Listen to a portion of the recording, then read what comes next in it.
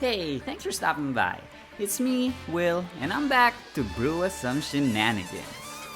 March of the Machine spoilers are dropping, and the card that has caught my eye is our featured commander, Heliod the Radiant Dawn. He's a 4-mana value 4/4 enchantment god that when he enters the battlefield, we return target enchantment that isn't a god from our graveyard to our hand. It's an okay ability, but what we're more interested in is his second ability. If we pay 3 and a Phyrexian blue, we can then transform Heliod the Radiant Dawn into Heliod the Warped Eclipse. This allows us to cast our spells as though they had Flash, a Vidalcan Orrery from the command zone if you will, and then our spells will cost 1 less for each card our opponents have drawn this turn. These two abilities are pretty nuts, and before I break down the deck that I've prepared for y'all, I'm changing up my approach a little bit. I'm still gonna go over the themes of our build, but instead of spending time talking about our staples, I'm gonna spend our precious time together talking about why I picked some specific cards for this brew. If you haven't dropped by before, this isn't a deck about building the most competitive way possible, but instead I try to focus on table interaction, card synergy, and more than winning the game, it's winning over some friends. So if you like that, or if that resonates with you, be sure to hit the like and subscribe, and let's get to brewing. So the deck I've prepared for you all is called Heliod Take the Wheel. Shouts out to Carrie Underwood. So we'll have our themes of ramp, removal, and draw, and then I'll go into our themes of wheels, draw payoffs, big mana finishers, and something we like to call UBP or utilities, bombs, and pets. So again, I won't go over the staples, but as general advice for this build, you probably want some cheap 2-drops so we can have Heliod down on turn 3, and preferably, these will produce colored mana.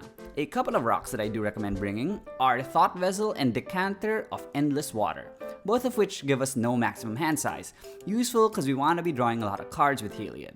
We also want rocks that'll help us draw, such as Midnight Clock, Hedron Archive, and Coveted Jewel.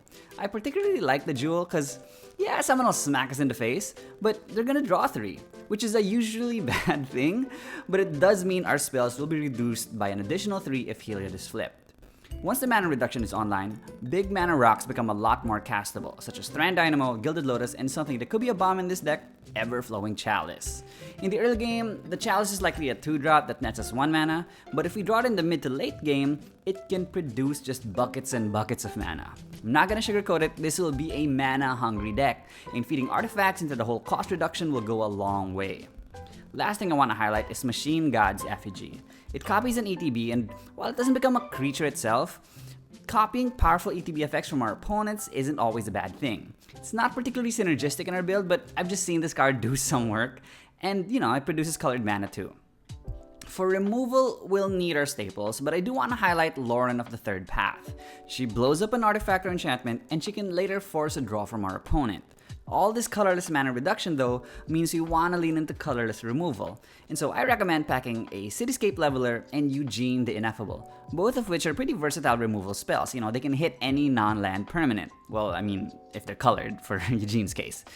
And I know Eugene is a planeswalker and those abilities work at sorcery speed, but Heliod's ability works even during our turn, so just because we can cast spells at instant speed doesn't mean we always have to do so.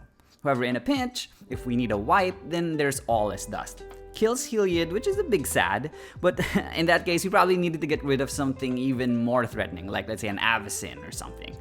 And as salty as the card is, Cyclonic Rift actually makes a ton of sense, especially since we can overload it for just 1 blue if somebody pops off during their turn with like some obscene amount of card draw. Lastly, we're also always going to be behind on board, so packing wipes is important, but casting Heliod over and over again isn't feasible as well. So incomplete wipes like Divine Reckoning, Promise of Loyalty, and the Eternal Wander keeps us from getting overwhelmed. Running Heliod might get us targeted from turn 0, so I like to bring in some political card draw while we're setting up, just to build some goodwill. Temple Bell, Quain, and Standstill all help the table, and will hopefully draw some heat away from us. Curse of Verbosity is a sneaky good card which will also hopefully draw some aggression away from us. And a couple of X spells that can pull us ahead when we need it are Even the Score and Finale of Revelation, with both spells potentially costing us 0 net mana in the right situation. But how do we get to that situation? Simple. Wheels. Through wheels, we'll force our opponents to draw big. Jace's Archivist, Windfall, and Wheel and Deal all force card draw for our opponents. If our opponents draw 7 each, that means our spells are reduced by at least 21. 21 is a ton of mana reduction, and this is why running mana rocks is so important, because we want to be able to unload our hand, generate some colored mana, which Heliod can't do, before we wheel again into more mana reduction. Remember Everflowing Chalice? That's a chalice that'll produce at least 11 mana with just one wheel. However, we do risk decking ourselves, and this is why we won't mind running Echo of Eons, Commit Memory, and Game Plan, all of which shuffle our graveyard back into our library so we can find some of our key cards again. With a ton of mana reduction online, we can then dump it into X spells like Prosperity, Fascination, and Drown in Dreams, all of which can be killers if X is high enough.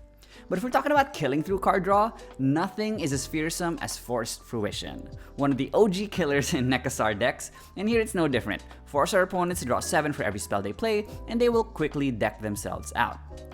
Now that's a lot of work for drawing cards and drawing cards for our opponent, and they may very well not die despite all our hard work. So draw payoffs such as Chasm Skulker, Oneirophage, and Shabraz the Sky Shark give us a bunch of big beefy boys to try to get the job done. And we can cash in 8/8 Krakens with Ominous Seas. Couple that with a Rogue's Passage, and we might be able to just smack somebody into the Shadow Realm. However, if combat damage doesn't work, Psychosis Crawler is a colorless threat that can drain our opponents when we get to wheeling. And lastly, alternate win cons. Lab Maniac and Triskaidekaphile can win us the game if none of our onboard threats work. Remember, Heliod also gives us Flash, so we can flash these in for the win once we deck ourselves the hard way. Now back in the day, I used to run a Rakdos Lord of Riots deck, and I relied on big mana finishers to close out the game. But ironically, this is our plan B. The Eldrazi's are the real gods of game enders in creature form. But I know that not everybody was lucky enough to have cracked these in packs back in the day, or bought them when they were at a slightly lower, maybe less insane price point. So yeah, you can run these if you have them, but there's no shame in running out the B team. Instead of Ulamog, you can get his Pathrazer and his Crusher. Instead of Kozilek, you can run out his Artisan, and a Conduit of Ruin just helps you find his buddies to help finish out the game. Now, Stonecoil Serpent, wow, that's really hard thing to pronounce. Stonecoil Serpent and Hangerback Walker are two X-Spell creatures that lets you dump all your reduced mana into +1/+1 counters. And a really sick win con, at least in my opinion, is Orochi Hatchery. Snakes everywhere. It'll make your opponents regret they ever wanted to be a Planeswalker. I'll let myself out. Anyway, UBP time. You want to protect Heliod with either counter magic or more traditionally Greaves and Boots, but you also need to protect your face with cards like Propaganda. And Teferi's Ageless Insight can also be good for either decking yourself out to your own Labman or digging for answers.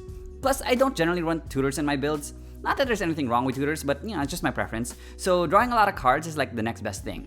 And Scroll Rack is a card that I like because it lets you save some cards that you don't want to wheel away just now. And lastly, Approach to the Second Sun is a card that can potentially just cost us 1 white mana, and then it'll tuck itself into our library, and it can be wheeled into again for the win.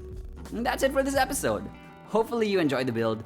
Let me know what you think in the comments, but hopefully you found it fun, interesting, and something you'd want to try out. So be sure to leave a like and subscribe, and tell your friends too, because it really helps my channel out. So stay inspired, friends, and I'll see you next time.